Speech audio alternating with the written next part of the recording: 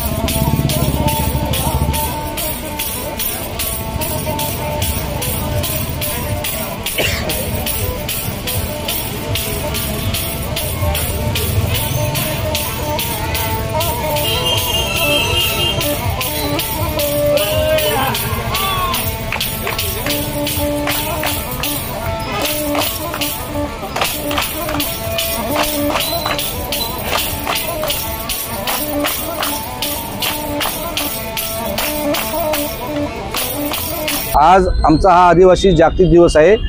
आज आम्ही ठाणे जिल्ह्यातले मेन तर आमच्या ठाण्यातले शहरातले आज हे आदिवासी आपल्याला दिसतात। ही गर्दी दिसते आदिवासी जागतिक दिवसाची। भले आज रक्षाबंधन असो बहिणीचा भावाचा, तरी पण सर्व लोकांनी रक्षाबंधन करून आज माझ्या रॅलीत आदिवासी जागतिक दिनाच्या निमित्तानं सर्व आदिवासी भाऊ बहीण सगळे आले आहेत माझ्याला। आज आम्ही ओवल्यापासून गायमुखपासून तिथनं पोषमाता मंदिरात तिथनं आम्ही पूजा केली सकाळी 10-11:30 वाजता। तिथनं ही रॅली आमच्या संपूर्ण ठाण्यात आहे। आज आपण आता कोर्ट नाक्याला आलोय। याच्यानंतर आम्ही जामणी नाक्यापासून वागळे शहरात जाणार आहे। तिथे दुपारचं आमचं जेवण असतं। जेवण केल्यानंतर आम्ही टोटल वागळेपासून चालू करणार। ST डेपोच्या इथे पण पूजा आहे आमची, ते करणार आम्ही। त्यानंतर येऊरवरनं आम्ही परत रिटर्न येऊन केवळ सर्कल इथे समाप्त करणार। सर्व आपल्या भारत देशामध्ये सगळ्या बहिणींना मी पहिला माझ्या रक्षाबंधनाच्या शुभेच्छा देतो। तसंच ठाणेकरांसाठी, ठाणे जिल्ह्यासाठी मी शुभेच्छा देतो रक्षाबंधनच्या।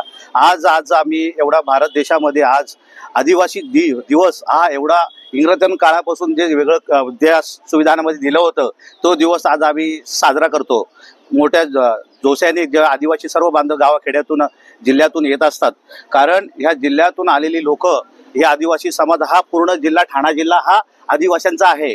हा आदिवासींच्या जिल्ह्यामध्ये चांगले सांस्कृतिक कार्यक्रम व्हावा म्हणून असा सांस्कृतिक काम ह्या दिनानिमित्त ही सर्व लोक जिल्हाधिकारी कार्यालय इथे येत असतात। पण तरी आम्ही बोलतो की सर्व जरी सुट्टी आज शासनाला मंजुरी असली, पण आज एवढा सांगा आदिवासी दिवसानंतर इथे जिल्हाधिकारी शासनाचे पण अधिकारी नाही आहेत। ही शासनाची जिम्मेदारी आहे।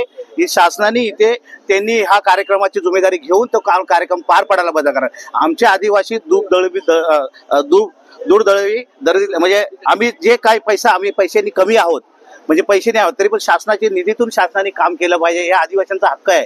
ही शासनाचा जिल्हाधिकारी कार्यालयाचा जिल्हाधिकारीच नाहीयेत। आम्ही निवेदन देऊन सुद्धा जिल्हाधिकारी इथे शासना ह्या गावात नाहीयेत।